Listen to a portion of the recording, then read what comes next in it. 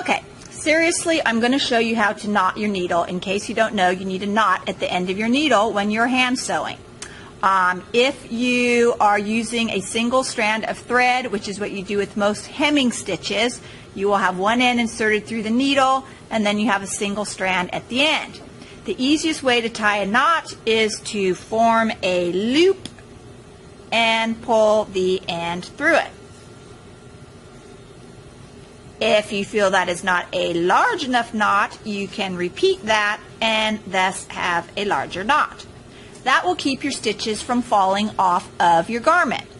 Now, if you want to impress your friends, I have a turkey knot you can do.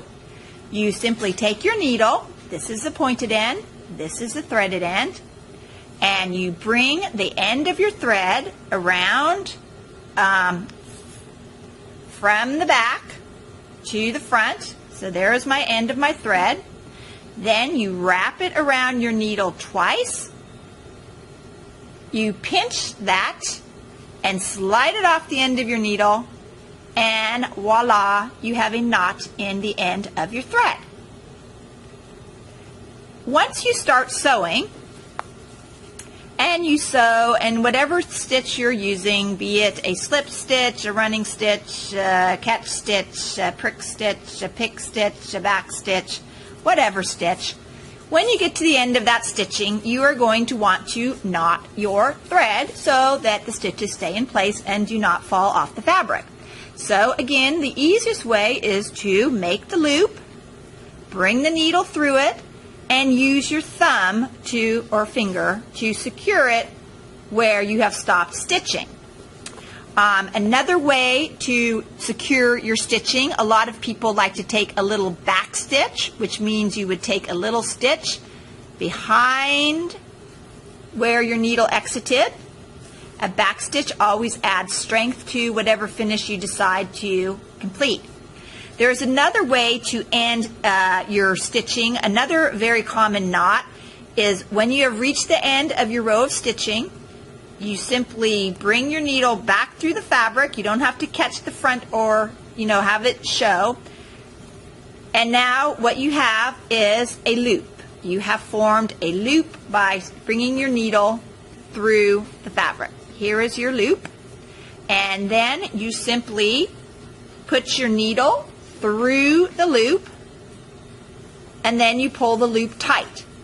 That is like the first overlap in a knot that you tie in your shoe. You must go through the second loop in order to really secure it and make it a knot. If you just go through the first loop, you have not completed knotting off your fabric. So once again, let's say I was doing a slip stitch. I've gotten to the end and I'm ready to knot it off. What I would do is I would go through my fabric. There is my loop. I would go through the loop, pulling my thread to make my loop close up, and then I would put my needle through the second loop, pull it tight, and bury my thread by putting my needle down into the hem. It doesn't show in the front. You pull it through, you trim it, and you have successfully knotted off at the end of your stitching.